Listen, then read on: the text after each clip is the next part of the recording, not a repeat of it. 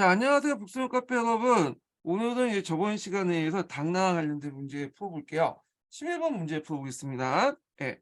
자, 여기 밑줄 친 기획 사건의 명칭과 가에 들어갈 말을 쓰시오. 그리고 밑줄 친 니은에 해당하는 내용 두 가지를 쓰고 그에 따라 발생하는 정치적 패단 한 가지 쓰시오 있잖아요. 여기 문장이 길면 이렇게 끊어서 읽는 것도 좋아요. 그래서 물어보는 것을 주시면서 확인하는 것도 필요하거든요. 그래서 여기 보면 네 가지로 이제 물어보고 있죠, 지금요. 자, 그럼 예문을 하나씩 풀어보면서 좀 얘기를 해 볼게요. 자, 숙종시기 때 천하의 대란이 형성되면서 군신이 안정을 찾게 되었다. 하지만 그 뒤에 반란을 동조했던 장수들에게도 화북 동부의 땅을 쪼개어 나눠주고 그다음에 학은을 키우게 되었다. 이렇게 있잖아요. 자, 여기에서 이제 기억이 이제 뭐냐면 천하의 대란은 이제 뭐와 관련된 내용이냐면 안사의 난 있죠. 안사의 난. 음.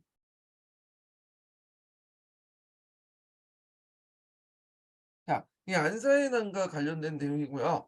이 안사의 난은 이제 그 진압하고 나서 이 절도사들과 이제 타협하면서 인제 좀 진압을 하는 것도 있기 때문에 자기 그때 인제 약간 도와줬던 절도사들에게 일종의 그들의 기득권을 인정해 줬죠. 그러다 보니까 인제 화북 상중 지역을 인제 뭐냐면 여기 어 독립성을 인정을 해 줬어요. 그래서 이게 나중에 인제 문제가 됐던 거죠.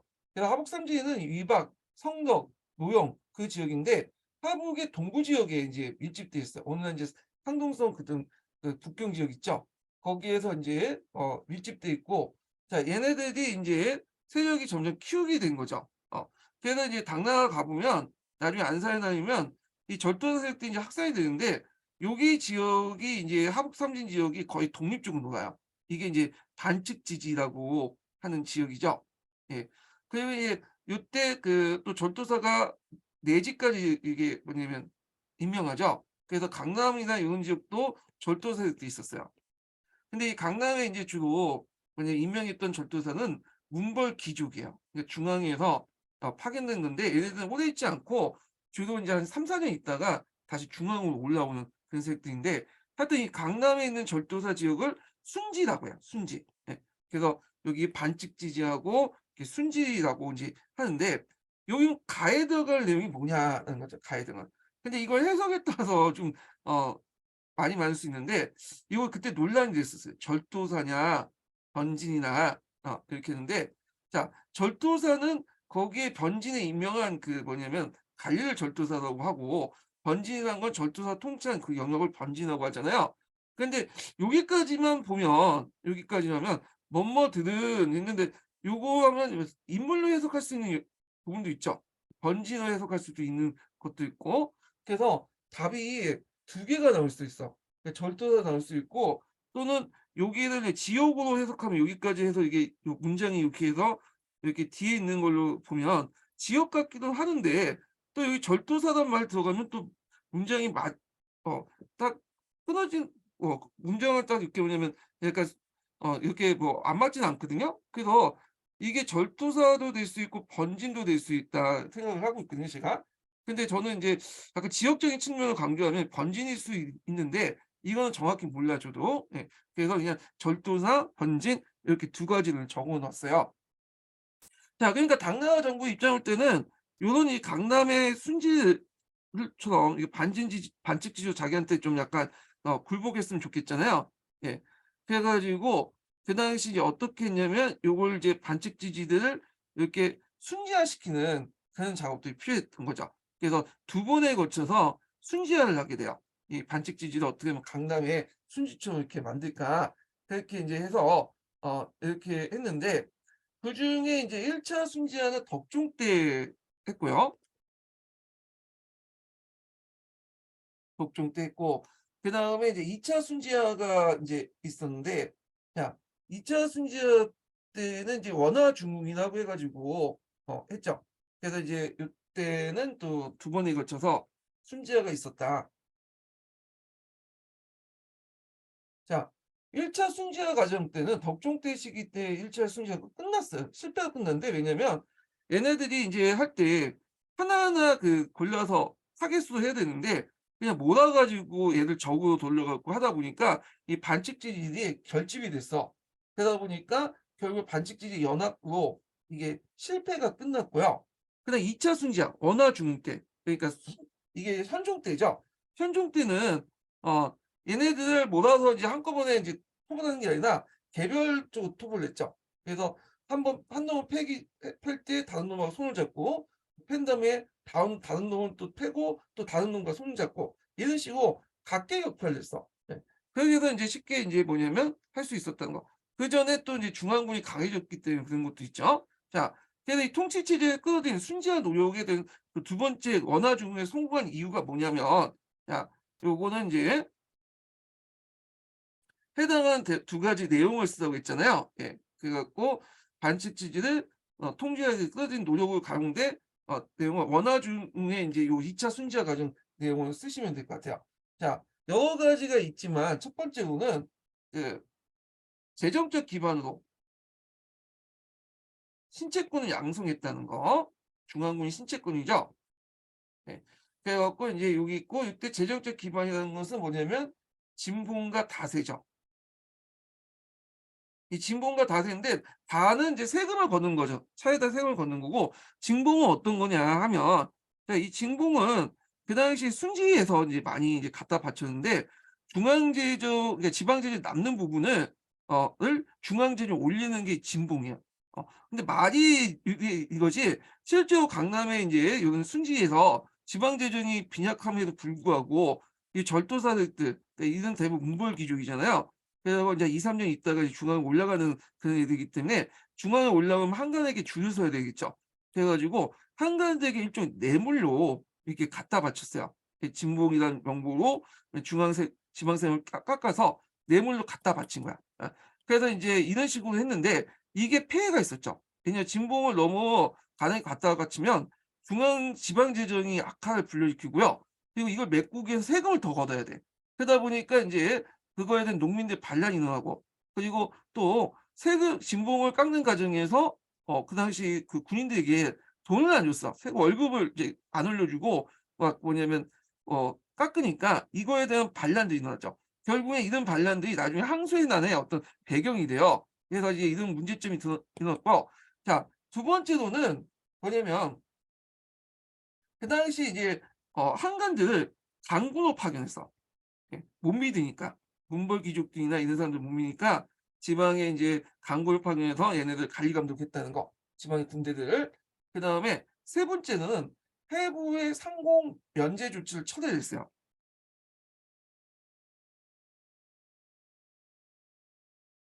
그래서 재정권을 뭐냐면 그 회수했는데, 해부는 뭐냐, 해부라는 건 뭐냐면 절도사들이 여러 주를 통치를 하잖아요. 그중에 자기가 지배하는 핵심적인 주가 있어요, 중심 주가.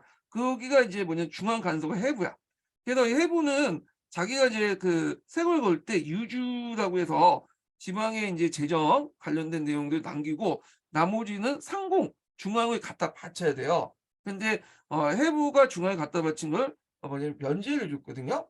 그러다 보니까 이제 해부 입장일 땐 재정적인 여유가 있으니까 이걸 가지고 군대를 키우고 그러잖아요. 자, 이런 것들을 뭐냐면 면제 줘서 예전에 항공을 면제해 줬는데 근데 갖다 바치라고 한 거야. 그래서 인제 재정권을 회수했던 거고, 그다음에 절도사 번진병력의 통수권도 부분적으로 박탈했죠. 그래서 이렇게 중앙공을 강화시키고 재정적인 권한을 박탈시킴으로써 순지화 작업을 하려고 했다. 그래서 일시적으로 순지화 작업을 성공을 했어요. 근데 문제는 이제 그런 이 순지화 과정에서 문제점이 일어났죠. 예. 그럼 어떤 문제점이 일어났냐 보면, 자, 앞에서 인제 얘기한 것처럼 이 절도사들이 진봉을 납부하는데 진짜 남아도는 재정을 가지고 납부를 했으면, 지방 재정을 납부했으면 크게 문제가 생기지 않았는데, 이들이 억지로 그걸 이제 깎아 가지고 이제 납부를 했잖아요. 그러다 보니까 추가 증세를 할 수밖에 없고, 그다음에 병사들에게 월급을 안 주죠. 그러다 보니까 병사와 농민들이 불만으로 반란이 곳곳에 이제 일어났죠. 그래서 그 당시 이제 상당한 반란들이 일어났고, 자, 이런 반란들이 나중에 뭐냐면 그 항소의 난의 어떤 배경이 돼요. 자, 그다음에 요 강군이라든지 신체군이 있죠. 이 신체군들을 누가 장악했냐면 그 당시 이제 뭐냐면 한간들한테 군사권을 줬어, 황제가. 예. 믿을 게 한간밖에 없다 해서. 근데 이 한간이 군사권을 장악하다 보니까 이제 그걸 바탕으로 관료의 인사권을 개입하거나 한간이 군대를 동원해서 황제를 폐립을 하게 돼요. 그래서 이제 황제는 그 당시 이제 한간들이 뭐라고 했냐, 우스갯소리로 "문생천재다. 우리가 임명한 청자다." 이렇게 할 정도로 황제의 힘이 상당히 약화됐다는 거. 그리고 또 한간의 요구에 따라 징봉이 확대되고, 그다음에 문관 절도사 임명으로 주로 이제 순제가 됐으니까 문관 절도사를 좀 임명했죠. 이들이 이제 중앙으로 다시 들어올 때 지방에서 맺은 사적 관계로 인해서 분당이 맺어져. 그래서 우익당파 같은 이런 당파들이 이어졌다. 이런 문제점을 쓰시면 될 것 같아요. 그래서 요게 앞부분 문제 두 문제는 좀 약간 쉬운 문제인데 그 뒤에 두 문제는 좀 어려워, 난이도가. 근데 이게 16년 기출 문제인데 16년이 이게 보시면 알겠지만 문제가 되게 쉽게 나왔거든요. 근데 유일하게 요 부분은 좀 약간 어렵게 나왔어. 그렇다고 해서 뭐 이상한 논문책에서 뺏겨 놓은 건 아니고요. 저기 그 강자중국사라든지 한의중 같은 걸 좀 읽어 보면 웬만하게 나온 내용이거든요. 그래서 약간 이제 깊이 있는 좀 문제이면서도 좀 약간 변별력은 되는 문제예요, 요 부분이요, 문제가. 그래서 이렇게 있고, 요거 관련돼서 시기구문이 있어요. 절도사 관련돼서 1 기, 2 기, 3 기까지 시대구문을 쭉 할 수 있는데 요거 제가 기출문제 분석에 적어 놨으니까 참조를 해 주시고요. 그다음에 12번 문제 볼게요. 자, 12번 문제는 뭐와 관련됐냐면 당나라 시기 때 이제 병제와 관련된 내용이죠. 그래서 여기에서 말하는 건 이제 부병제하고, 그다음에 부병제에서 모병제로 넘어온 가도기 시기가 있어요. 요 시기와 관련된 문제예요. 예. 그래서 요 부분도 문제는 부병제는 쉬운데 군사제도 명칭, 그 답안이 이제 학기제라고 하는 그런 내용인데 요건 좀 어렵거든요. 그 내용을 볼게요. 자, 여기 보면 내용 보면 가해 제도에 들어갈 제도의 명칭을 쓰고, 그리고 밑줄친 기획의 상을 타개하기 위해서 나타난 밑줄친 니은에 해당하는 군사 제도의 명칭을 쓰시오. 이렇게 있는데, 자 여기는 이제 뒤에 제가 이제 그 기출 문제 분석에 집어넣었기 때문에 여기에서는 줄친 부분만 볼게요. 자 여기 보면 병역을 이제 뭐냐면 다시 교대한 것은 대부분 제때 공급하지 않으니 수비하는 군사들이 점차 도망을 가더 죽었다. 그래서 이제 이에 이르면 더욱 소모되어 흩어져서 수비한 군사를 공급하지 못한다. 그 내용이죠. 그리고 이제 니은 관련된 내용은 일체 군사를 모집하여 수기했다. 그래서 재상 장렬이라는 사람이, 이 장렬이 여기 나와 있죠. 다시 인제 뭐냐면 도망가는 사람들을 이제 다시 모집을 해 갖고 수비를 했는데 이 군대의 명칭이 뭐냐. 해당 군사제도 명칭을 쓰라고 했잖아요. 예, 요걸 물어본 거야. 그러면 요게 가해에 들어갈 건 뭐냐 하면 요건 부병이죠. 예, 부병.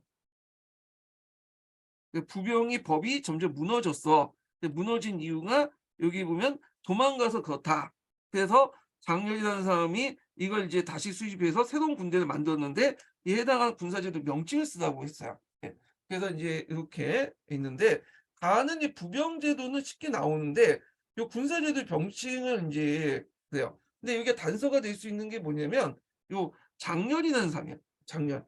이 장렬이 그 당시 인제 해 가지고 만든 군대가 그 기록에는 어떻게 돼 있냐면 학기제라고 돼 있어요, 학기제. 이 군대요. 이 학기제. 예. 그래서 이게 나오는데 요게 일반적인 우리가 보는 이제 동계라든지 신동계라든지 그다음에 한의종 이런 데 나와 있는 군대 명칭이 아니에요. 예. 요거는 저희 강자중국사 있죠. 이 강자중국사나 제가 이제 알고 있는 그 중국사 서술이라는 책이 있어. 거기에서 제가 근거를 찾았거든요. 학기제는 명확해요. 예. 모병제라는 답안도 있는데 문제제도 지문에 군사제도 명칭이라고 명시돼 있잖아요. 그러니까 이건 특정 군사제도에 염두를 한 문제이기 때문에 모병제단 자체가 인제 자발적 군에 지원한 복무하는 지원병제의 의미잖아요. 그러니까 이건 일반적인 의미이기 때문에 여러 군대에 적용될 수 있잖아요. 근데 니은에 해당한 뭐냐면 요 부대의 명칭에는 적용이 없어. 그리고 엄밀히 말하면 학기제는 그 모병제라고 할 수는 없어요.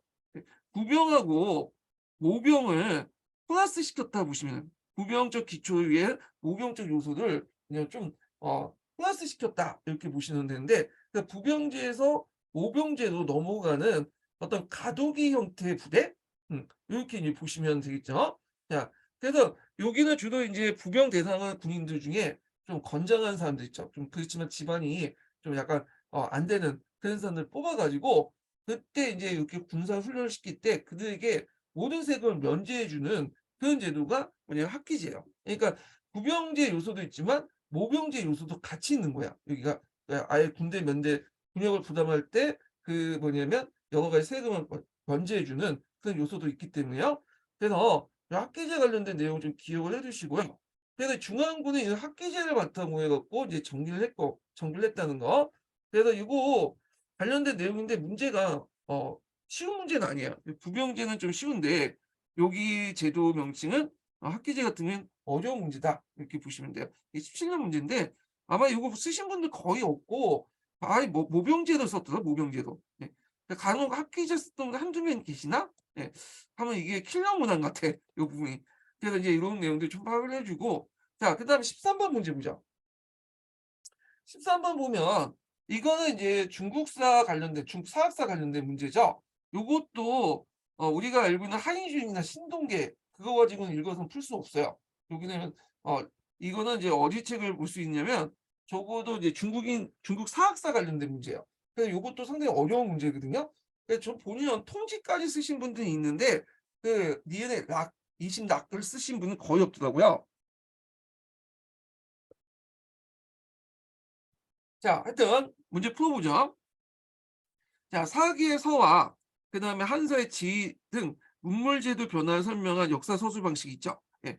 원래 이제 서였는데 이게 나중에 지도 바뀌죠. 예, 지도.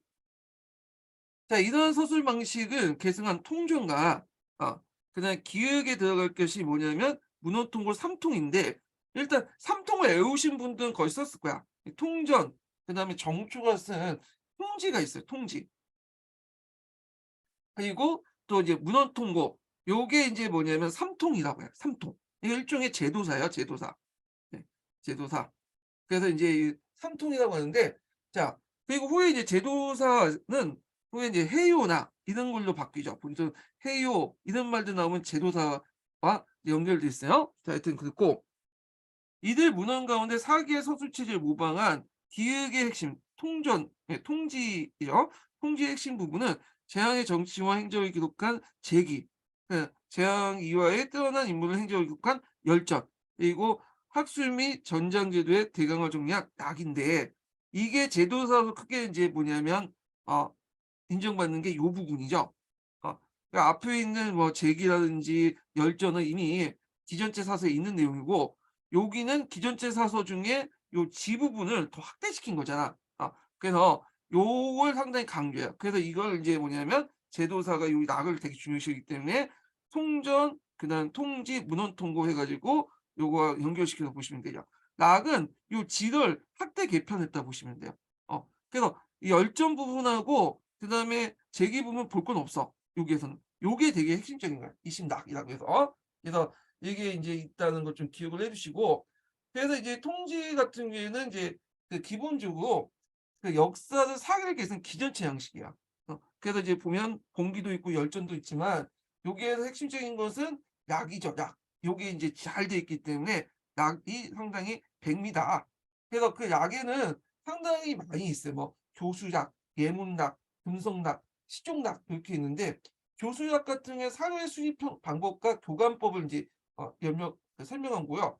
예문약에서는 도서 목록의 작성 관련된 내용을 쭉 적은 거야. 그러니까 그걸 뭐냐면 이제 독서 목록을 할 때 작성할 때 어떤 기준 같은 것도 있죠. 오늘날 뭐냐면 이제 도서관에서 쓰는 그 기준도 있잖아요. 그런 것들을 정리한 것이 예문락이라는 거고 자 금속락 같은 게 금속학 관련된 연구 관련된 내용인데 이게 후에 이제 연구 역사 연구만 금속학이 중요한 역할을 했다고 그래요. 실용학 같은 경우에는 중국 역사를 이제 고대, 중국, 금고 이렇게 구분하고 그다음에 여기에 따른 사회 발전 관련된 내용도 정리하고 그래서 이 락은 그 당시 여러 책을 뭐냐면 강범위 수집해서 그걸 바탕으로 정장 제도나 문화 학술 문화를 종합적으로 정리했다.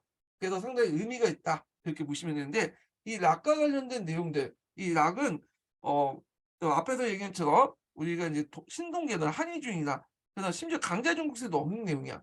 중국 그 사학사 관련된 내용이 있는 내용이거든요. 그래서 제가 이 중국 사학사 내용을 가지고 분석을 해가지고 참고해서 그 뭐냐면 문제에 신었어요. 분석 내용이에요. 그래서 요거 좀 기억을 해두시면 될 것 같고, 그래서 중국 사학사 같은 경우에는 가끔씩 한 3, 4년마다 한 번씩 나오거든요. 그래서 그거 나오는데 그 한 문제 맞추겠다고 이 두꺼운 책 거의 한 400페이지, 500페이지 넘는 책을 다 읽을 필요는 없을 것 같고, 그냥 기존에 나왔던 것만 이제 보세요. 뭐 나오면 뭐 틀리면 되지. 틀려가지고 뭐 그냥 남들 다 틀리는데 같이 틀려주면 되는 거고, 기출문제 분석의 신호 내용들만 좀 보시면 될 것 같아요. 예. 그 다음에 이제 14번 문제 볼게요. 자, 14번 문제는 나름대로 교과서라든지 통론, 우리가 오는 기본서를 좀 숙지하면 웬만큼 맞출 수 있는 문제예요. 그래서 번번력이 어느 정도 있는 문제야, 이 문제는. 예. 한번 풀어볼게요. 자, 기획에 공통적으로 들어갈 명칭을 쓰고 밑줄친 니은에 시행된 법률 한 가지 쓰시오. 이렇게 했거든요. 자, 여기 풀어보기 전에 항상 뭘 봐야 되냐면, 여기 보면 이제 출처가 있으면 출처를 봐야 돼. 송사 식하지죠. 송사. 그러니까 송나라의 식하지랑 경제에 관련된 내용들을 적어놓은 거다. 이렇게 보시면 되겠죠. 자, 그래서 이제 송나라 같은 경우에 여러분도 알다시피 농업혁명이라는 것도 일어났잖아요. 당송병력에서. 그래서 뭐 그때 뭐 수의전이 개발되고 신품종이 도입되고 농법이 개정되고 상품 작물 재배 등 다양한 방면에서 농업 생산력이 이루어지게 되고요. 그러다 보니까 이제 당말 때부터 이때는 또 강남 생산력과 인구가 강국을 능가하기 시작했거든요. 강남이. 그러면서 행정구역도 강남이 더 많았어요. 그래서 우리가 이제 예전에 그 얘기한 것처럼 그 당시에는 양쯔강 하류 지역이 상당히 곡창지였다. 곡창지역 때문에 소가 풍년이 들면, 소주와 항주가 풍년이 들면 천하가 풍족하다.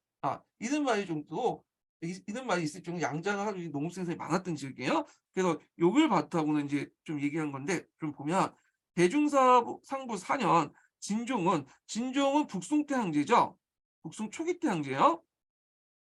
양자강과 해수라는 것은 양자강 북쪽에 있는 지역이죠. 보통 강남을 기준으로 할 때 우리가 양자강을 기준으로 얘기하는 거다. 네, 양자가 아니라 강남은 좀 해수를 기준으로 한 거야. 해수위. 그래서 그 양자가 해수위 양절 지방에서 조금만 가뭄이 들어도 논에 물을 댈 수 없어서 담당 관리는 복권 지방의 방해. 복권이라는 것은 이제 대만 옆에 있는 그 지역을 얘기하죠. 대만이 있고 여기 복권, 요 지역이죠. 요 지역을 얘기하고는 복권 지방을 보내서 기획의 3만 곡을 가져다가 세 지방의 종자를 나눠줬다. 자, 기획의 3만 곡인데 여기 보면 여기에서 핵심적인 건 뒤에 있죠. 가뭄에 잘 견디는 품종이었다. 이렇게인데 가뭄의 당시 품종은 이제 뭐냐 참파버였어요.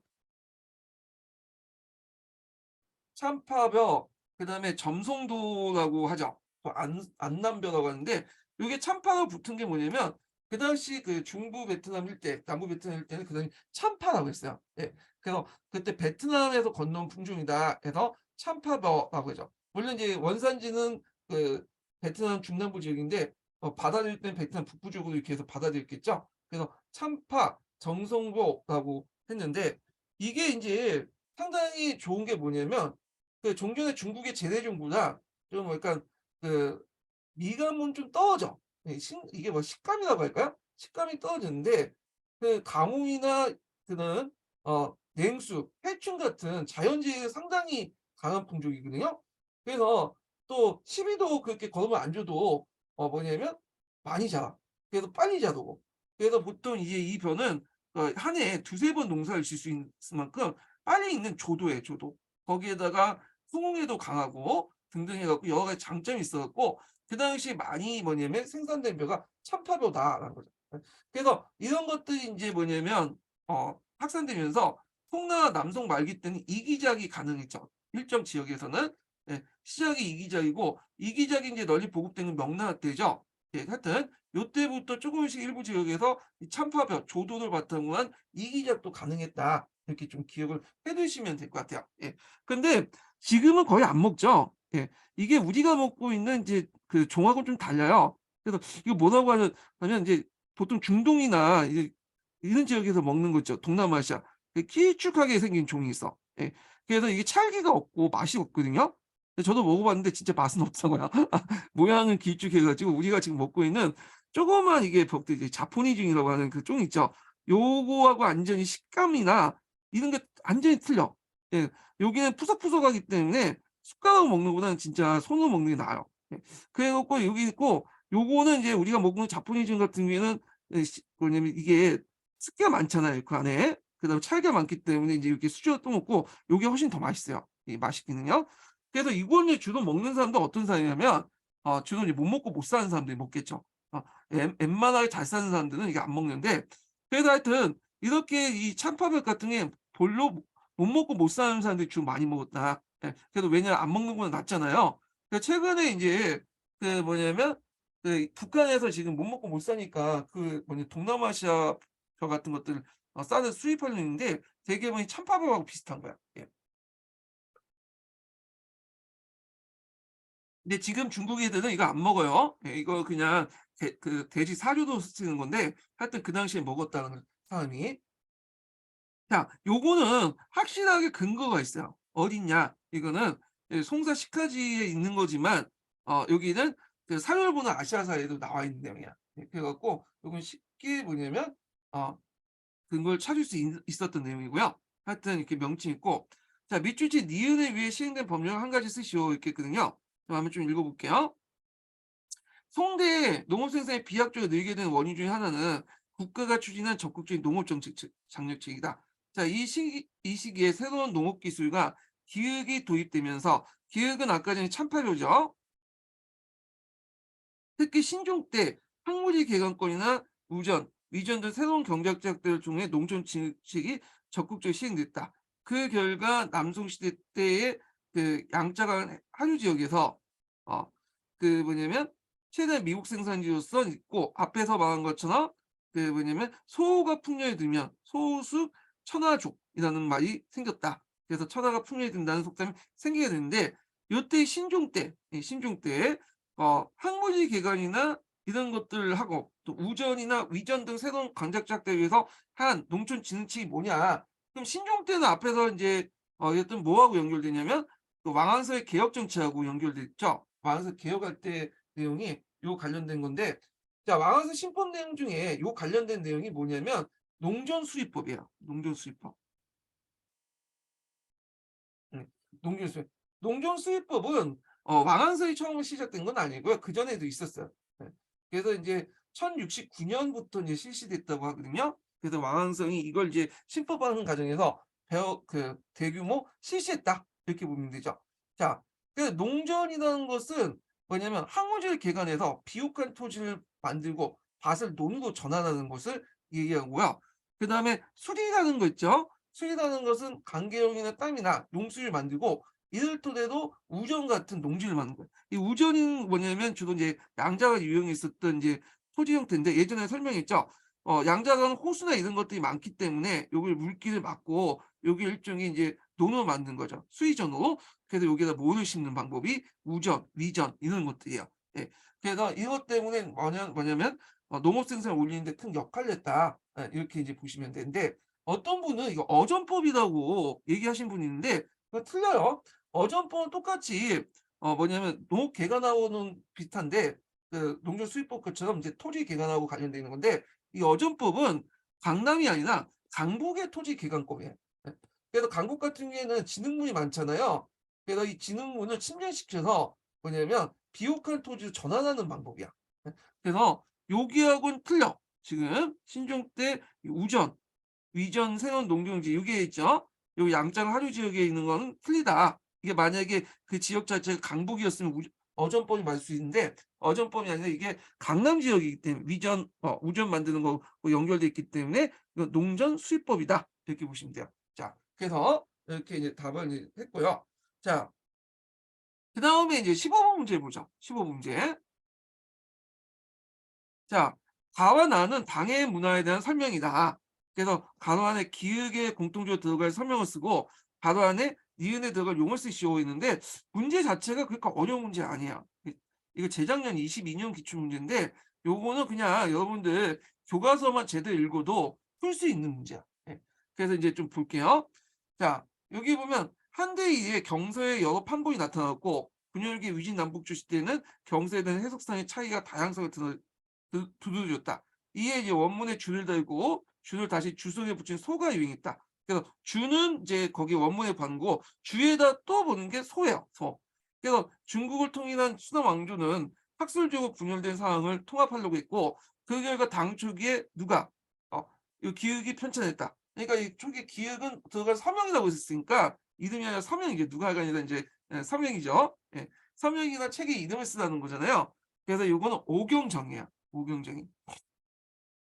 요거 놓치시면 안 되죠. 이거 진짜 기출 그냥 예전에 나왔던 거죠. 예, 그리고 교과서 수준의 문제죠.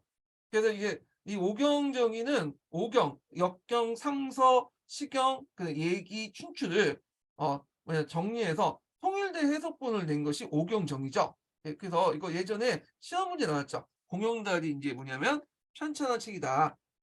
그래서 이 내용들 지금 기억을 해주시고 그 당나라 태종이 때 공영달이 태종의 명을 받고 통일된 표준 주석서를 편찬하게 돼요. 그리고 이게 다음에 고종 때 오경정이도 완성 반포했던 그 책이었다는 거 좀 기억을 해두시고 이 책은 이제 과거 시험에 채점 기준 역할을 하죠. 그래서 그 당시에 과거 시험 보려면 오경정이 달달 외워야 돼. 오경정이. 근데 이게 상당히 뭐냐면 부정적인 것도 나타나죠.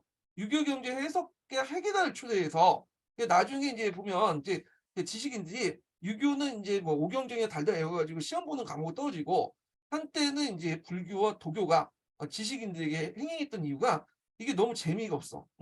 그래서 이런 것들이 이제 뭐냐 비판해서 종전의 홍보학적인 유교 있죠? 오경정이고 상징하는 홍보학적인 유교를 비판하면서 당말기 때 이제 앞에서 풀어봤던 한유와 뭐 이고 이런 사람들이 이제 오경정이 같은 홍보학적 방법을 부정하고 새로운 철학적인 내용들을 쓰면서 신유학의 어떤 선구자가 됐던 거야. 야, 그래서 이제 하여튼 있고 자, 그래서 이것 때문에 안기 위주의 어떤 책이 막 만들어졌다. 그 당나라가 안기 과목이 그 당나라 과거제고 안기 과목이 되었다. 이렇게 보시면 되죠. 그래서 이제 오경정의는 명경가, 과거 시험을 준비한 수험생 필독서가 됐다. 명경가는 뭐냐면 뭘 보는 거야? 유교 경전을 보는 거죠. 진사가는 어떤 이제 그 시문을 보는 거고, 그래서 이제 하여튼 있고, 요게 밑에 이제 부정적 결과가 나오죠. 하지만 이러한 국가주대 사업은 정세에 대한 이설을 배제하고 창의적 연구를 위축하는데 부정적 영향을 초래했다. 그래서 이렇게 오경정의 문제점 쓰라고 하면 다음에 요걸 쓰시면 되겠죠. 뭐 이 교과서에도 있는 내용이고 하니까. 자, 그다음에 이제 나를 보죠. 나. 자, 당에서 동서교류가 활발해지면서 당나라는 상당히 개방적인 국가라고 했죠. 그래서 동서교류가 되게 활발해짐에 따라서 다양한 외래 종교가 유입됐다. 그래서 외래 종교와 관련된 내용들이 이제 있는데 여기 정강 9년에 페르시아인 아라본이 선교사단을 이끌고 오자 세종은 그들에게 승려 신분을 주고 장안에 위령방을 뭐냐면 그 대진사를 세워서 선교 활동을 허락했다. 자, 이게 핵심적인 게 대진사인데 요때 대진이라는 말은 뭘 의미하냐? 그 당시 로마를 대진국이라고 했어요. 대진국. 그러니까 여기는 로마에서 온 종교다라는 의미야. 로마에서 온 종교. 원래 이제 요 파는 이제 뒤에 있지만 네스티우스파죠. 그리스도 1파니까. 그래서 이 네스티우스파인데 이 네스티우스파는 동로마 제국에서 온 포잖아요. 이 파가. 그래서 이제 거기에서는 거의 2단 취급받았죠. 그래서 이 네스티우스파는 어떤 특징을 갖고 있냐면 그리스도의 인성과 신성에 있잖아요. 이곳을 이제 브릿지를 주장하면서 얘네들은 인성을 강조해. 예수님은 두 가지 모습이 있다. 하나님의 예수가 있고 하늘나라의 예수가 있는데 신성을 모습 띠고 있고 그 지상에 내려온 그 하나님은 그러니까 잘 말했는데 예수님은 제가 말했어요. 예수님은 두 가지 특징이 있는데 하늘나라의 예수님은 신성을 띠고 있고 그 다음에 예수님이 이제 또 하나의 또 예수님은 아래로 내오는 지상의 예수님이 있는데 지상의 예수님이 인성을 띠고 있다. 그러니까 인성과 신성을 같이 뭐냐면 보는 건 틀리다. 두 가지 모습인 거. 하나님의 예수는 신성을 띠지만 여기 지상에 내온 예수는 인성만 띠고 있다. 뭐 이런 식으로 얘기를 하는 거야. 그러니까 이제 정통 그리스도교에서는 인성과 신성을 같이 본다고 했잖아요. 예수를. 그러니까 완전히 뭐냐면 이단이 돼버리는 거죠. 그래서 이제 있고 그다음 마리아를 숭배하는 그 신무설 있어. 보통 이제 카트에서는 마리아상이 있잖아요. 이걸 이제 숭배하는 게 신무설 주는데 자 그래서 마리아가 이제 성경에 보면 잉태를 하잖아. 예. 본료 잉태예요. 그래서 이제 성령을 잉태한다고 했는데 이걸 안 믿는 거야. 그래서 이걸 모시는 걸 이제 그냥 부정하는 그런 건데 결국 431년에 이 에베소 회의에서 이 당시 이 사람의 주장은 이단이 됐죠. 이 네스토리우스가 주장하는 것은. 그래서 이단으로 했고 이제 쫓겨나 가지고 이 일파가 시리아를 거쳐 이단 지방에 정착하고 그 일부가 이제 오면 중국에 도착을 하게 돼요. 그래서 이제 그 당시 대진국이었던 아라본 일행이 페르시아로부터 당나라 수도 장안에 도착하고 파사사라는 교회를 세워서 선교했다. 현종 때 이 파사사를 대진사라고 했다. 이렇게 했거든요. 그래서 대진사, 파사사 이게 명칭만 바꾼 건지 똑같은 거다. 이렇게 기억을 해 두시면 돼요. 그래서 그게 이제 알 수 있는 거, 그 네스토리우스파라는 걸 알 수 있는 것이 그 밑에 있죠. 그러니까 기독교 일파로서 콘스탄티노폴리스의 주교 이름 아래 유래한 이 종교는 중국에서 뭐라고 불렸다. 자, 한때 성향 장화는 물론 전국 각지에 사원이 세워졌으며 무종 때 해창 패불 이후 점차 쇠퇴했다. 이렇게 했는데 여기에서 중국이 부르는 명칭을 써야 했잖아. 네스토리우스. 경교죠. 경교. 경교라고 했죠. 자, 그래서 이제 그 사회보는 아시아사에 보면 대진경고 유행 중국 비문 내용이 있어요. 예. 그래서 요게 이제 그 관련된 내용이야. 바와 관련된 내용이. 그래서 이제 좀 기억을 해 주시고요. 자, 그래서 당나라 같은 경우에는 되게 이제 다양한 종교를 받아들였고요. 특히 당나라 황제 같은 경우에는 서방의 이질적 종교에 대해서 상당히 우호적이었어. 그래 갖고 그 당시 이제 하여튼 경고를 이제 받아들이긴 했는데 경고가 널리 확산되지는 않았죠. 왜냐면 이 경고가 약간 이제 도교에 좀 약간 기생한 그 측면도 있어요. 그러다가 이제 나중에 잊혀지게 되고 송나라 때 거의 잊혀져요. 송나라 때 들어서. 예. 그리고 원말 명초에 들어면 완전히 소멸되죠. 예. 그러면 정통 카톨릭교는 언제부터 들어왔냐? 이거는 원나라 때 들어왔죠. 동서 교류하는 과정에서 그 당시 교황이 원나라에 사절단을 파견했잖아요. 사절단 파견 이유가 이제 그 애들 개종시켜서 기독교 개종 우리 편을 들게 만들었는데 물론 실패는 했어요. 그렇지만 그 과정에서 카톨릭 일부가 좀 더 퍼지긴 했죠. 예. 그래갖고 이제 있고 또 원나라 때도 이제 기록에 보면 일부는 뭐냐면 원나라 귀족 중에 일부는 몽골 귀족 중에 일부는 이 경고를 받아들였다고 해요. 네스토리 경고를 기록이 있긴 있는데 나중에는 아예 명나라 넘어가면서 없어지게 되고 카톨릭은 원나라 때 들어왔고 원나라에서 잠깐 이제 있다가 이게 조금씩 확산되기 시작한 거는 명 때 들어왔어요. 카톨릭은. 그래서 우리가 이제 명말 때 이제 명말 청조 때 선교사들이 와갖고 하는 것은 네스토리우스와 상관이 없는 거죠. 그냥 정통 카톨릭 관련된 내용이고요. 자, 이 문제는 그렇게 어려운 문제는 아니에요. 요거는요. 그래서 여러분들 이게 교과서나 뭐냐면 동계 이런 것들 잘 읽어보면 풀 수 있는 부분이야. 이 부분은요. 자, 그다음에 16번 문제 보자. 16번 문제. 요것도 뭐 그렇게 어려운 문제는 아니죠. 예. 여기에 보면 이제 그 뭐라 그러면 이제 통나라 중심화 국제 관계에 관련된 문제인데 전연의 맹 관련된 내용이 나와요. 물론 요거 예문 자체는 정연의 맹은 아니지만 하여튼 관련된 내용이 나오죠. 그러니까 정연의 맹 같은 경우에는 교과서에도 있고 그다음에 예전에도 한번 기출문제 나왔고 그리고 또 한예준이나 열심히 읽으시면 다 풀 수 있는 부분이야. 요 부분은. 예. 근데 한자가 약간 좀 어려울 수 있을 것 같아서 이제 근데 최근에 보면 이 한자 문제들이 많더라고요. 중국사 사료 문제들 자체가. 그래서 그게 해석하기가 좀 힘들어. 예. 저도 그거 이제 그 한자를 전공하신 분한테 해석을 해 가지고 정확하게 이제 이렇게 해석본을 제공해 주는데 이게 찾아도 없어요, 검색해도 이 부분은. 예. 자, 하여튼 이렇게 보는데 일단은 이제 사료를 읽기 전에 항상 보는 게 출처 확인이죠. 출처 확인을 좀 해 보셔야 돼. 그래야지 사료의 윤곽이 뭔지 방향이 뭔지 알 수가 있어, 이걸. 그래서 이 문제 사료 중에 인제 보면 이게 출처가 이렇게 돼 있죠. 속자치통감 뭐냐면 장편이라는 거 있어요. 그러니까 이 말은 뭐냐면 자치통감의 후속판이다 이 말이에요. 속자가 붙으면 후속판이라는 뜻이죠. 그래서 자치통감이 상당히 인기가 많았나 봐. 그러다 보니까 이 자치통감의 번주책이 되게 많거든요. 그래서 이 책은 언제 만들었냐면 제가 찾아보니까 1182 년에 송나라 이도라는 사람이 편찬한 역사책이에요. 그래서 사마가의 자치통감을 보충하고 북송의 전시기 167년 동안 역사를 편연체 형식으로 기록한 거야. 그러니까 이 책은 이제 뭐냐면 통사가 아니라 자치통감은 통사잖아요. 그런 게 아니라 이거는 자치통감에 있는 북송의 역사. 이게 좀 짧죠? 요걸 좀 더 보충을 시켰다. 이게 남송시대 때 만들어진 사료니까 그게 가능했던 거죠. 그래서 요때 이제 이 관련된 그 내용이라는 걸 좀 기억을 해 주시고, 그럼 요게 시대적 배경은 뭐예요? 북송 관련된 내용이죠, 북송. 예. 북송의 역사를 기록한 거예요. 예, 자치통감을 보충해 가지고. 자, 그러면 여기에서 인제 일단은 판문사를 좀 보죠. 자, 조종의 요 조때 조정은 여기가 이제 뭐야, 어 그 속자치통감 자체가 북송의 역사를 인제 기록하는 거야. 북송이 주체일 수밖에 없으니까 당연히 요때 조정이라는 건 누구의 조정을 얘기하죠? 북송의 조정일 수 있죠. 북송이죠. 예. 그래서 그때 조조의 서쪽에 강인의 격정을 심사 대비하여 막아야 하니 그 외부의 구원을 빌려 스스로 도움을 수 없다. 오직 북쪽의 적은 강인의 10배다.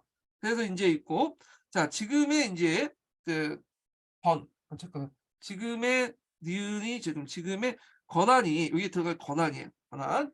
권한이 스스로 제본을 인제 복종시켰으니, 자 이 말은 뭐냐면 권한이 인제 주변의 인제 부족들을 뭐냐면 복속시켰다는 거예요. 그 당시에는 당손 시대 요 주변 땅을 자신의 일종의 신화국으로 삼았던 거죠. 권한족도 분열돼 있었고, 이 권한족들에게 인제 뭐 당나라 때 뭐 조공책봉하고 그렇게 했는데, 통나라가 등장하면서 이제 그 부근에 야율랑부기가 등장하면서 예 자신들이 예전에 당나라 복속했던 이런 부족들 다 통합을 했죠. 요걸 얘기하는 거예요. 그래서 그다음에 원호, 이걸 시작해서 원효가 근데 원호라는 인물은 이온호를 뜻하죠.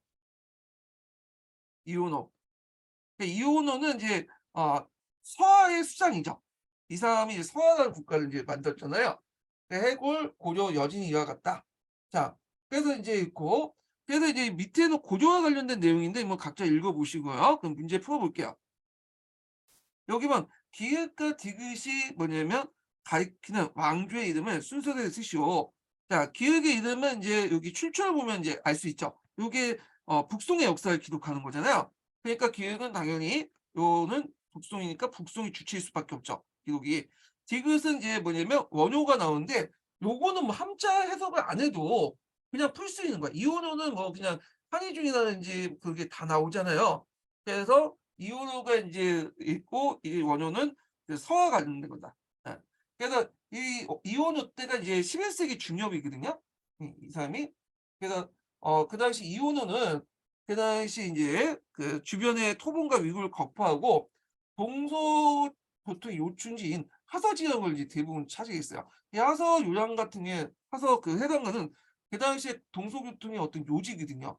예, 그래서 이제 그 당시에 한나라 무제도 거길 장악해서 하서 사고를 조치했잖아요. 그리고 도읍을 흥경에 도읍을 하고 국호를 대하라고 했어요.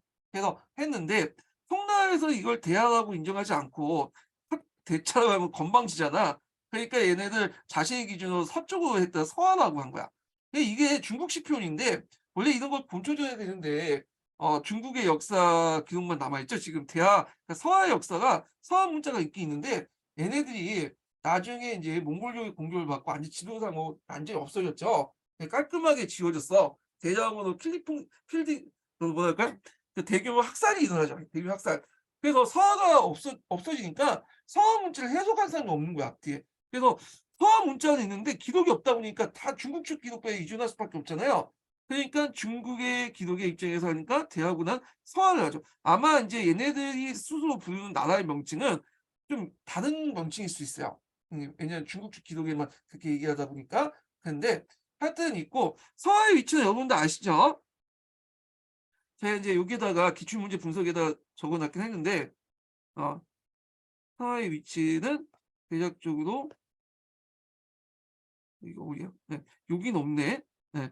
제가 이제 예전판에 있었는데 13.0에다 집었는데 12.0 이네. 그러니까 하여튼 서하는 이제 그 지도 찾아보면 있어요. 거기 보면 이제 그 교과서라든지 아타나 중국사 같은 데 있는데 보시고, 자 하여튼 이게 있고, 기역의 가로 안에 니은이 맺은 맹양의 이름을 써라. 자 여기 인제 기역이 이제 가로 안에 니은이 맺어 그러니까 그 기역과 가로 안에 니은이 맺으니까 여기가 거단이죠. 거단. 그래서 건한하고 그 당시 이제 뭐냐 송나라하고 맺은 맹약이 그 유명한 어 뭐예요? 이거는 전현의 맹이죠. 전현의 맹. 그래서 이 전현의 맹은 유명하죠. 그래서 교과서에도 나와 있고요. 그 맺게 된 게 뭐냐면 연운 16주를 이제 가지고 그 당시 북송이 건화를 먼저 쳤죠. 근데 이에 보복 차원에서 이제 뭐냐면 요의 성종이 20만 대군을 거느리고 송을 공격하게 돼요. 결국에 송나라 또 대병을 동원해서 항하 북안에 있는 전현 지역에 가서 뭐냐면 서로 대치하고 있었는데 그래서 서로 이제 승패를 가리지 못하니까 그 당시 이제 진종이 요나라 하친서약을 이제 요청을 했어요. 그래서 이제 그때 요나라와 아니 진나라가 이제 먼저 진종 때니까 진종이 요와 하친서약을 체결하도 이제 하도 이제 제안을 했고 그래서 요가 그게 받아들여 가지고 그때 뭐냐면 서약을 전현에서 맺어진 맹이다 해서 전현지맹이라고 하죠. 그래서 이제 요 내용도 있는데 요 내용들은 이제 보면 일단 송과 권한의 형제 맹을 받는다. 송은 형, 권한은 동생 이렇게 있고 국경선을 전쟁선 상태로 결정한다. 이 말은 뭐냐면 그 당시 송나라가 요구했던 연후 16주 땅을 권한 땅이라고 인정을 해버린 거야. 예. 결국에는 요의 하복 연후진 그 연후 16주 인정했다는 거.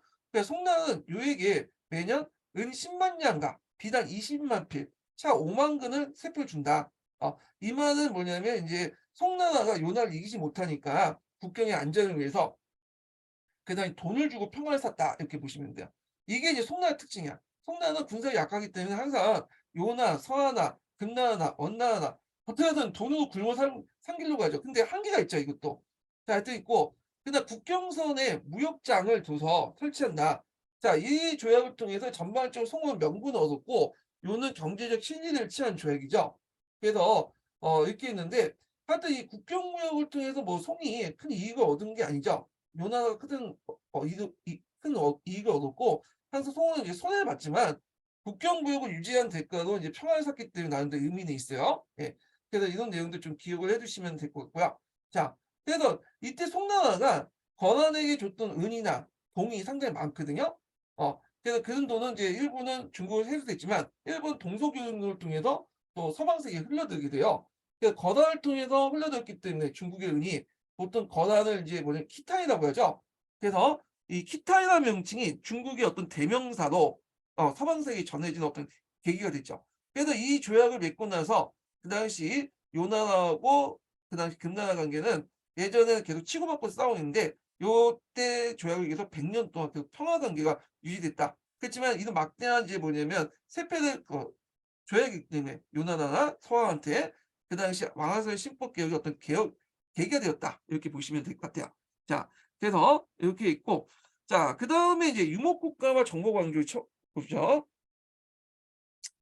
자, 요 유목국가 관련된 내용에서 이제 1번 문제 보는데, 요거는 이제 순서를 물어보는 거야. 자, 어느 시기인가 볼게요. 다음은 다음 보기 아시아 내륙 지방의 생활 유목민족들이다. 그 활동 시기가 시대세에 바르게 된 것은 이렇게 있는데, 자, 여기 보면 홍로, 스키타이, 유연, 선비족 이렇게 있어요. 그러면 시기적으로 먼저 정리를 좀 해볼게요. 일단 답은 여기는 4번이죠. 일단. 음. 자, 그러면 이제 제가 이걸 가지고 표를 잠깐 만들었는데 이거 보고 이제 하죠. 네, 여기 표를. 자, 중국에 이제 뭐냐면 이렇게 여러 왕조가 있을 때 그 북쪽에 유목 지역에 유목국까지 등장했죠. 기록에 나온 거 보면 뭐 건윤중은 제외하고 저기 이제 춘추 전국 시대부터 홍로족이 등장했죠. 그래서 진한 이런 것들이 이제 있고 그다가 이제 위진 남북조 시대 선비족이 있는데 이 선비족들은 어미의 유목 왕국을 이제 세우진 않고 여기 내려와서 침투왕조라고도 하죠. 하여튼 있고 선비족이 내려간 자리에 이제 그때 몽골 평원 지역은 유연족이 했다가 게다가 유연족이 이제 돌굴족한테 발리죠. 트로크라는 계통의 민족한테. 그리고 돌굴이 같은 이제 계통인 트로크족한테 위구라는 민족들. 이 같은 계통인데 부족이 좀 다르서 그렇게 부르는데 밀렸다가 다시 위구로 넘어가죠. 그리고 또 있다가 위구르가 이제 키르키즈족한테 쫓겨나요. 그래서 대개 이제 트로크 계통의 돌굴이나 위구르나 여러 민족들이 서쪽으로 가게 되죠. 예. 그러니까 오늘날 투르키스탄 지역으로 이제 이동을 하게 되고 그리고 나서 인제 그 몽골 평원 안에 몽골이나 만주 평원 안에 새롭게 등장한 거란족이야, 거란족. 예, 거란족이 있고 그다음 만주에 있었던 여진족이 거란족을 뒤엎고 하는데 보통 거란, 여진 이런 탕고트 이런 만주족들은 유목민족이 다 많아져. 유목국가. 되게 이런 정복왕조라고 해요, 정복왕조. 예. 그래서 보통 이제 유목국가를 보면 흑노족, 선비족, 유연, 돌궐, 위구르 이렇게 있는데 선비 같은 경우에는 유목국가로 보긴 하긴 하는데 얘네들은 이제 남쪽으로 내려왔잖아요. 그래 갖고 이제 침투왕조가 된 거죠. 침투왕조. 그래서 뭐 홍노족, 중原, 유연족, 돌궐, 위구르 이렇게 넘어가지고 선비는 좀 약간 예민하다. 이렇게 보시면 돼요. 이게 중국에 대한 침투왕조가 됐다. 이렇게 보시면 되죠. 예. 그리고 홍노족 이전에 또 있어. 이건 스키타이라는 민족이 있어요. 스키타이. 그 이전에.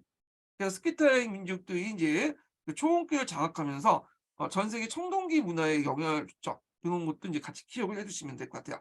그래서 이제 요 문제인데 요 순서대로 한번 나누자면 여기죠. 먼저 스키타이 민족이 있고 그다음에 이렇게 있고 스키타는 BC 8 세기 때 초원길을 중심으로 해서 중개무역 활동 민족이고 2 단계 유목 민족들이죠. 그러니까 스키타이 같은 게 동물 모양의 특징한 청동기 문화가 상당히 뭐냐면 발달됐고요. 자, 그다음에 그 홍노인데 홍노는 BC 3 세기에서 AD 2 세기 때 아시아 북쪽에 진한 제국과 대입해서 성장했던 민족이죠. 그래서 문득서울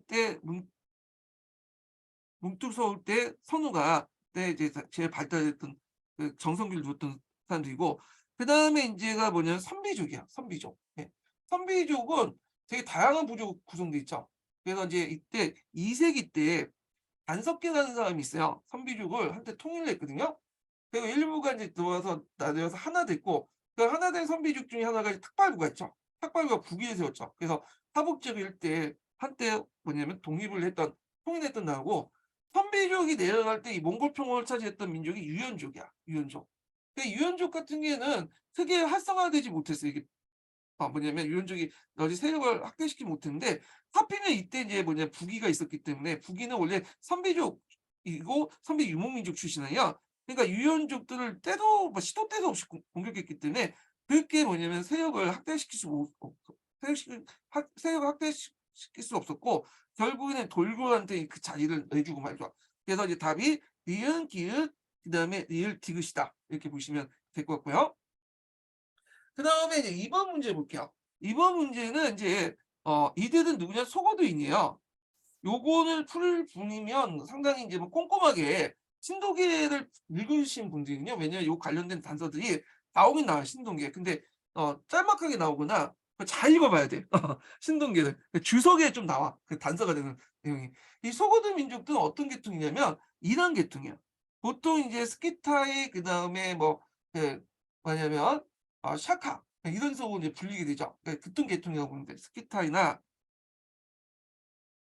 그다음에 이제 샤카족 그다음에 뭐 소고디아 등등 여러 이제 요렇게 불렸던 명칭 중에 이제 하나가 이제 소고딘이라고 보면 돼. 그러니까 얘네들이 다양한 부족들로 구성돼 있었잖아요. 이단 계통의 문제인데 그 안에 속했던 얘들 중에 하나가 소고도인이다. 이렇게 보시면 되겠죠. 그래서 서쪽 이단 계통의 문화를 공유한 민족, 부족 집단 중에 하나다. 이렇게 보는데 이 소고도인들이 이제 활동했던 시기는 언제 했더냐면 당나라 때예요, 당나라 때. 그러니까 이들은 이제 비단길을 통해서 중개모를 통해 막대한 이득을 얻었거든요. 그래서 구당스에 보면 이런 기록이 있어요. 그래서 여기도 있지만 소고도인들은 아이가 태어나면 아이 입안에 설탕을 머금게 하고 손에는 악유의 자유가 되는 풀을 쥐어줬다. 이런 기록이 있어요. 그래서 그들이 커서는 좋은 말만 하고 돈을 벌고 한 번 들어온 돈을 절대 놓치지 마라라는 그런 인식에서 나온 거라고요. 그래서 이 소고도인들은 상술이 상당히 뛰어났기 때문에 당나라 장안의 외국인 상인들 상당수가 소고도인이었고요. 그래서 얘네들이 주로 뭐냐면 상수에 뛰어났기 때문에 중국에서는 뭐라고 얘기하냐면 호상. 오랑캐 민족이지만 상어를 잘했다 해서 호상 이렇게 있고 그다음에 그 외에도 상호에서 상자가 들어가는 친구가 많아. 그 외에도 이제 서쪽의 오랑캐에서 서호, 뭐 속툭 요렇게 인제 있죠. 아마 서툭은 이제 뭐냐면 소고도인들은 이제 한자 음을 적을 때 이렇게 얘기한 것 같은데 하여튼 이렇게 인제 소고도인들이 당나라 때 열심히 활동을 했다. 그리고 소고도인들은 문자도 만들었어요, 문자도. 그래서 이 사람이 위구르에도 이제 문자에 영향을 줬거든요. 그래서 이제 위구르인들이 나중에 보면 몽골 제국 시기 때 생목인으로 몽골 옆에서 재정과 행정을 담당을 했는데 그때 그들이 소고드 문자를 사용해서 업무를 처리했다고 그래요. 예. 그리고 위구르 문자 후에 이제 몽골족 문자, 몽골 문자에도 영향을 줘요. 예. 그래서 이제 있고 이거는 이제 몽골 문자 요거는 16세기 때 만들기 때문에 우리가 알고 있는 파스파 문자하고는 좀 거리가 멀고 그래서 만주 문자까지도 만들었다. 그래서 위구르 문자, 몽골 문자, 만주 문자는 다 소고드 문자의 원형이 됐던 문자들이다. 이렇게 보시면 되고요. 소고드인들은 이제 계속 활동했는데 나중에 이 사람들이 이제 뭐냐면 누구에게 통합이 됐냐면 위기도 계통의 민족들에게 통합이 돼요. 예. 그래서 이제 이렇게 있고 하여튼 요 내용들 좀 기억을 해 주시면 돼요. 그래서 이 소고드인들은 5세기에서 9세기까지 실크로드 통상을 장악했지만 9세기 이후에는 위구르인들에게 통상권을 넘겨줬고요. 그리고 이들에게 동화되죠. 위구르인들이 동화돼요. 예. 그래서 지금은 없는 민족이야. 예, 지금은. 예. 자, 그러면 문제를 한번 풀어볼게요. 자, 오아시스의 정주민들의 생업은 농업이지만 생계를 위해서 상업을 종사하는 사람도 있었다. 그중에 실크로드 교육을 통해 막대한 부를 모은 사람도 생겨났는데 특히 사마르칸트를 중심으로 활동한 이들은 이미 4, 5세기 무렵부터 중앙아시아 육상교통의 각지에서 거리를 만들고 동서무역을 주도했다. 요게 핵심적인 단어가 이제 그 동계에 그 주에도 있죠. 아들 낳으면 입안에 꿀을 넣고 넣어주고 송바닥에는 풀을 주어 커서 입은 늘 달콤한 말을 하고 손은 접착제처럼 돈이 달라붙기를 기원했다. 그래서 남자는 20살이 되면 멀리 이웃나라에 떠나는데 중국에 오기도 했다. 이익이 있는 곳이면 어디든 가리지 않았다. 자, 이들은 몽골, 중국, 서아시아 여기까지 이익이 남는 곳이면 어디든 달려갔다. 이렇게 있군요. 자, 이들은 뭘까요? 소고도인 이렇게 보시면 되죠. 자, 그러면 문제를 풀어볼게요. 이게 뭔가 옳지 않은 걸 이제 풀으라고 했잖아요. 자, 중국에서 서호, 그다음에 상호라고 불렸다. 서쪽의 오랑캐라는 뜻이고 여기 상자가 드는 건 얘들이 상인을 주도했기 때문에 상인하는 오랑캐라는 뜻이죠. 그래서 이게 맞고 그다음에 몽골 문자들 모델이 되는 문자를 만들어 사용했다. 맞죠? 아까 이제 소고드인들은 그 자체의 문자를 만드는데 요 계보가 앞에서 얘기한 것처럼 위구르 문자에도 영향을 주고 그다음에 몽골 문자에도 영향을 주고요. 몽고 문자에 영향을 받는 게 또 만주 문자. 요 계통이 다 소고드 문자 계통이에요. 여기. 근데 앞에서 얘기했죠. 이때 몽골 문자는 주의할 게 뭐냐면 교과서에 보면 이제 파스파라는 승려가 보이잖아요. 남아교에 있는 파스파 승려가 만든 파스파 문자가 있어. 한때 인제 그 원나라의 조정의 공식적인 문자로 사용했던 파스파 문자 있죠. 막 기괴한 문자, 도장처럼 이렇게 새긴 문자가 있는데 요 문자가 아니에요, 여기는. 이 문자는 아니고 이 몽골 문자는 16세기 때 명나라 때죠. 이때 여러 인제 뭐 타타르 오일라트 부족들이 날뛰고 있을 때 만들었던 문자. 요걸 바탕으로. 예. 그래서 요 계통 문자하고는 다르다. 이렇게 보시면 돼요. 그래서 인제 이거 맞고 3 번을 보면 트로크의 유목국가에서 관리 또는 사신호 중요했다. 맞죠? 트로크의 유목국가는 아까 위구르죠. 위구르. 예. 위구르는 이제 트로크 계통의 민족이에요. 예. 우리가 돌고이라고 하잖아요, 이걸. 그래서 위구르와 돌고를 다른 민족으로 생각하시는 분들이 있는데 그게 아니라 이 트로크 돌고이라고 지칭하는 민족 집단에 부족 집단에 위구르도 같이 있다가 나중에 돌고의 핵심 세력들이 약해지니까 독립해 가지고 위구르로 부르는 이제 민족 집단이 나타났다 보시면 돼요. 그러니까 트로크에 속했던 부족 집단인데 나중에 세력이 커지면서 돌고에 지칭한 중심 세력도 채치고 자기가 위구르 이름으로 활동했던 사람이다. 그렇지만 우리 지금 볼 때는 트로크 계통의 민족이에요. 그래서 트로크, 위구르, 키르키즈 등등 다 이 트로크 계통의 민족들인데 지금은 저기 몽골이나 만주 지역에 트로크 계통의 민족이 없죠. 예. 이들이 어디로 갔냐? 다 뭐냐면 서진으로 갔어요. 이게 지금은 투르키스탄 지역, 터키 이런 지역으로 이제 이동을 한 거야. 얘네들이. 일부는 위구르 지역이 좀 남아 있고. 자, 그래서 인제 이렇게 인제 보시면 되고요. 자, 그래서 인제 이 트로크 계통의 유목국가에 관련 사실을 중요한 거 봤고요. 그다음에 4 번을 보면 자신들이 종교인 조로아스트교 외에도 마니교를 숭배했다. 원래 얘네들은 이단 계통의 민족이라고 했잖아요. 이단 계통의 민족들이 예전에 많이 믿었던 게 그러니까 우리가 이제 아는 이슬람을 받아들이기 전에 믿었던 종교가 조로아스트교와 마니교야. 마니교는 조로아스트교에 나온 종교죠. 조로아스트교 볼 땐 이단인 그 종교인데 하여튼 그런 것들을 많이 믿었다. 이렇게 보시면 되고 자 그래서 맞고요. 그다음에 위구르 상인에 뒤이어서 중앙 유라시아의 동서교육을 장했다. 이거 틀려요. 시기죠. 아까 말했지만 소고드 인도는 위구르 인도보다 전에 나왔던 민족이야. 그래서 5세기에서 9세기 때 주로 당나라 시기 때 활동했던 민족이 위구르 이제 소고드인이고 위구르가 이제 뭐냐면 중화 패권을 잡은 건 안살이 난 이후에 당나라 말기 때부터 이제 보면 되겠죠. 9세기 이후에요. 9세기 이후. 그러니까 얘네들이 먼저 나오고 소고드인이고 위구르가 그다음에 나온 거야. 그러니까 소고드인들 계승한 게 위구르인이다. 그리고 나중에 소고드인도 이 위구르 계통에 흡수통합됐다. 얘는 이단 계통이지만 트루프가 됐다. 이렇게 보시면 될 것 같아요. 예. 그래서 이제 이런 내용도 좀 기억을 해두시고 투르크 민족들이 좀 약간 이제 뭐냐 유목 민족들을 문화를 많이 흡수했거든요. 그래서 지금 투르크 민족들 보면 잡다한 민족들이 많아요. 그 들어가서 혼혈된 거야. 그러니까 우리가 알고 있는 이제 위구르 민족들, 이단 계통의 민족들로 투르크화됐고, 그다음에 우리 몽골 계통의 민족들 있죠. 몽골인들. 이 몽골인들도 이제 서역 지방을 원정하면서 오늘 러시아라든지 그다음에 중동 지역을 장악했잖아요. 근데 얘네들도 투르크 문화를 많이 받아요. 그들과 혼혈도 하고. 그래서 말이 몽골족이지 실제 나중에 19세기 넘어가면 이 몽골족 잔존색들 보면 다 투르크화된 몽골족들이에요. 예. 그래서 이런 것들 같이 기억을 해 두시면 될 것 같아요. 자, 그래서 틀린 거니까 5 번이 되죠. 예.